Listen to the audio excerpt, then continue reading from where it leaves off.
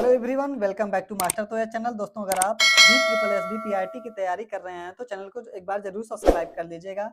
मैं DSSB PRT के previous year के सभी क्वेश्चन पेपर को सॉल्व कराऊंगा। आज के अपने इस वीडियो में हम DSSB PRT जनरल अवेयरनेस के पेपर का सॉल्यूशन करेंगे, जिसमें हम 27 मार्च 2022 के फर्स्ट शिफ्ट के लगभग 20 क्वेश्चन को देखेंगे। तो आइए देखते हैं पहला क्वेश्चन। पहला क्वेश्चन है, भारत में मैंगनीज अयस्क का सबसे बड़ा उत्पादक है। पहला ऑप्शन दिया गया है राजस्थान, दूसरा है उड़ीसा, तीसरा है झारखंड और चौथा ऑप्शन है कर्नाटक। तो इसका राइट आंसर है ऑप्शन नंबर 2, उड़ीसा। उड़ीसा, इसकी राजधानी भुवनेश्वर है, इसका पुराना नाम कलिंग है। उड़ीसा में संबलपुर, रायगढ़ और सुंदरगढ़ में मैंगनीज की खदानें पाई जाती हैं। यहाँ झारखंड में देखिए कोयले का उत्पादन होता है और कर्नाटक में कॉफी का उत्पादन सबसे ज्यादा किया जाता है। क्वेश्चन नंबर 2 देखते हैं। क्वेश्चन नंबर 2 है, खिलजी वंश के ठीक बाद किस वंश ने दिल्ली पर शासन किया था। पहला ऑप्शन दिया गया है लोधी वंश, दूसरा दिया गया है तुगलक वंश, तीसरा है राजपूत वंश और चौथा है सैयद वंश। इसका राइट आंसर है ऑप्शन नंबर 2, तुगलक वंश। तुगलक वंश ने 1320 ईस्वी से 1414 ईस्वी तक दिल्ली के सिंहासन पर शासन किया था। क्वेश्चन नंबर 3 देखते हैं। क्वेश्चन नंबर 3 है, भारत में वित्तीय वर्ष 2019-20 में राजस्व घाटा जीडीपी का कितना प्रतिशत था। पहला ऑप्शन दिया गया 3.27, दूसरा है 1.4%, तीसरा है 4.2% और चौथा ऑप्शन है 3.2%। इसका राइट आंसर है ऑप्शन नंबर फर्स्ट, 3.27%। यानी भारत में वित्तीय वर्ष 2019-20 में राजस्व घाटा जीडीपी का 3.27% था। क्वेश्चन नंबर 4 देखते हैं। क्वेश्चन नंबर 4 है, सितंबर 2021 में निम्नलिखित में से किसे G20 के लिए भारत का शेरपा नियुक्त किया गया। पहला ऑप्शन दिया गया है पीयूष गोयल, दूसरा है राजनाथ सिंह, तीसरा है निर्मला सीतारमण और चौथा है अर्जुन मुंडा। इसका राइट आंसर है option number first, Piyush Goyal. Bharat G20 का सदस्य 1999 से बना हुआ है। मतलब इसका भारत जो सदस्य बना है 1999 से G20 का सदस्य बना है और 1 दिसंबर 2022 से भारत G20 की अध्यक्षता कर रहा है और 2023 में पहली बार G20 का सम्मेलन आयोजित किया जा रहा है भारत में।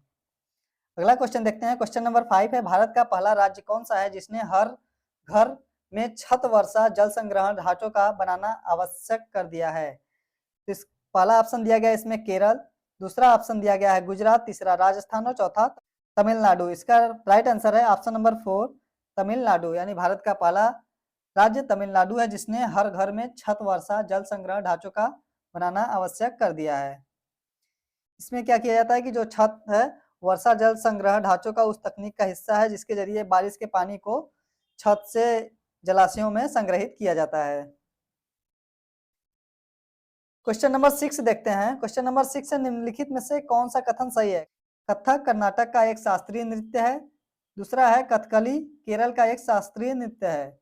पहला ऑप्शन दिया गया है केवल फर्स्ट है, दूसरा ऑप्शन है केवल सेकंड है, तीसरा ऑप्शन है फर्स्ट एंड सेकंड दोनों और चौथा ऑप्शन है ना ही फर्स्ट ना ही सेकंड। तो इसका राइट आंसर है ऑप्शन नंबर 2, केवल सेकंड।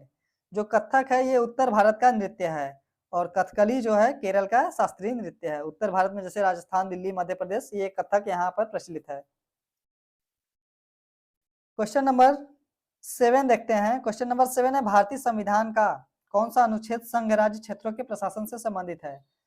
ऑप्शन 1 है आर्टिकल 235, ऑप्शन 2 है अनुच्छेद 239 और ऑप्शन 3 है अनुच्छेद 233 और ऑप्शन 4 है अनुच्छेद 234। तो इसका राइट आंसर है ऑप्शन नंबर 2, अनुच्छेद 239, जो कि संघ राज्य क्षेत्र के प्रशासन से संबंधित है।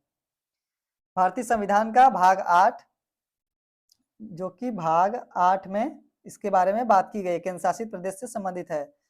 अनुच्छेद 239 से 242 तक, 239 से 242 के बीच केंद्र शासित प्रदेश का वर्णन हमारे संविधान में किया गया है। अगला क्वेश्चन देखते हैं। क्वेश्चन नंबर 8 है, निम्नलिखित में से कौन सा या से कथन सही है। पहला ऑप्शन है, पहला दिया गया है किसानों द्वारा बाजार में बेचे जाने वाले कृषि उत्पादों के हिस्से को विपणन अधिशेष कहा जाता है। दूसरा दिया गया है अर्थव्यवस्था की प्रमुख ऊंचाइयों को नियंत्रित करने वाले राज्य के लक्ष्य के अनुसार 1956 के औद्योगिक नीति प्रस्ताव को अपनाया गया था। पहला ऑप्शन दिया गया है केवल सेकंड, दूसरा ऑप्शन है न तो फर्स्ट न ही सेकंड, और तीसरा ऑप्शन है केवल फर्स्ट, और चौथा ऑप्शन है फर्स्ट एंड सेकंड दोनों। इसका राइट आंसर है option number 4, first and second दोनों। क्वेश्चन नंबर 9 है, निम्नलिखित में से किसे सबसे शक्तिशाली चोल शासक माना जाता था? पहला ऑप्शन दिया गया इसमें राजेंद्र फर्स्ट, दूसरा है राजा राज फर्स्ट, तीसरा है दंती दुर्ग, और चौथा है विजयालय। इसका राइट आंसर है ऑप्शन नंबर 2, राजा राज फर्स्ट, जो कि सबसे शक्तिशाली चोल शासक माना जाता था। क्वेश्चन नंबर 10 है, निम्नलिखित में से कौन 2 ओलंपिक जीतने वाली पहली भारतीय महिला बन गई है? पहला ऑप्शन है हिमा दास, दूसरा दिया गया है पीवी सिंधु, तीसरा है साइना नेहवाल, और चौथा है मानिका बत्रा। इसका राइट आंसर है option number 2, PV Sindhu. PV Sindhu 2 Olympic जीतने वाली पहली भारतीय महिला बन गई हैं, जो कि बैडमिंटन खिलाड़ी हैं। पीवी सिंधु एक बैडमिंटन खिलाड़ी हैं। इन्होंने 2020 के टोक्यो ओलंपिक में कांस्य पदक जीता था और 2016 में रियो ओलंपिक में रजत पदक जीता है। क्वेश्चन नंबर 11 है, विश्व तंबाकू निषेध दिवस प्रत्येक वर्ष किस दिवस को मनाया जाता है? पहला ऑप्शन दिया गया है 31 मई, दूसरा दिया गया है 30 जून, और तीसरा दिया गया है 30 जुलाई, और चौथा ऑप्शन दिया गया है 30 मई। तो इसका राइट आंसर है ऑप्शन नंबर फर्स्ट, 31 मई। विश्व तंबाकू निषेध दिवस 31 मई को मनाया जाता है। क्वेश्चन नंबर 12 है, निम्नलिखित में से कौन सा कथन सही नहीं है? पहला दिया गया इसमें लैटेराइट मृदा चाय और काफी उगाने के लिए उपयोगी होता है। दूसरा दिया गया लैटेराइट मृदा का निर्माण उच्च तापमान तथा भारी वर्षा वाले क्षेत्रों में होता है। इसमें ऑप्शन दिया गया है, पहला है केवल फर्स्ट, दूसरा है फर्स्ट एंड सेकंड दोनों, तीसरा दिया गया है केवल सेकंड, और चौथा ऑप्शन है न तो फर्स्ट न ही सेकंड। इसका राइट आंसर है ऑप्शन नंबर 4, न तो फर्स्ट और न ही सेकंड। क्वेश्चन नंबर 13 है, निम्नलिखित में से तत्व परमाणुकता का कौन सा युग्म सही है? पहला दिया गया है नाइट्रोजन द्विपरमाणु होता है और सल्फर बहुपरमाणु। देखिए ऑप्शन दिया गया है, पहला ऑप्शन है केवल फर्स्ट, दूसरा ऑप्शन दिया गया है ना ही फर्स्ट ना ही सेकंड, और तीसरा ऑप्शन दिया गया है फर्स्ट एंड सेकंड दोनों, और चौथा ऑप्शन दिया गया है केवल थर्ड। इसका राइट आंसर है option number 3, first and second दोनों। जो एक परमाणु होते हैं इसमें सभी प्रकार की धातुएं आती हैं, द्विपरमाणु में सभी प्रकार की गैसें आती हैं, और इसमें देखिए इसमें दिया गया सल्फर जो है बहुपरमाणु होते हैं, यानी 2 से अधिक परमाणु इसमें शामिल होते हैं। क्वेश्चन नंबर 14 है, आगा खां पैलेस भारत के किस राज्य में स्थित है? पहला ऑप्शन दिया गया है तमिलनाडु, दूसरा है महाराष्ट्र, तीसरा है उत्तर प्रदेश, और चौथा ऑप्शन है पंजाब। इसका राइट आंसर है ऑप्शन नंबर 2, महाराष्ट्र। जो आगा खां पैलेस है इसका निर्माण सुल्तान मोहम्मद शाह आगा खान ने किया था, जो कि महाराष्ट्र के पुणे शहर में इन्होंने किया था। आगा खां ऑल इंडिया मुस्लिम लीग के संस्थापक सदस्य और पहले अध्यक्ष भी थे। क्वेश्चन नंबर 15 है, निम्नलिखित में से कौन सा कथन सही है? पहला ऑप्शन दिया गया इसमें रसोई घर के कचरे को कृमि अथवा लाल केचुओं द्वारा कंपोस्ट में परिवर्तित करना वर्मी कंपोस्टिंग कहलाता है। दूसरा ऑप्शन दिया गया इसमें, दूसरा दिया गया है रसोई घर के अपशिष्ट पौधों एवं जंतु अपशिष्टों को खाद में परिवर्तित करना कंपोस्टिंग कहलाता है। पहला ऑप्शन दिया गया इसमें केवल फर्स्ट, दूसरा दिया गया केवल सेकंड, तीसरा दिया गया है फर्स्ट एंड सेकंड दोनों, और चौथा ऑप्शन है ना ही फर्स्ट ना ही सेकंड। तो इसका राइट आंसर है option number 3, first and second दोनों।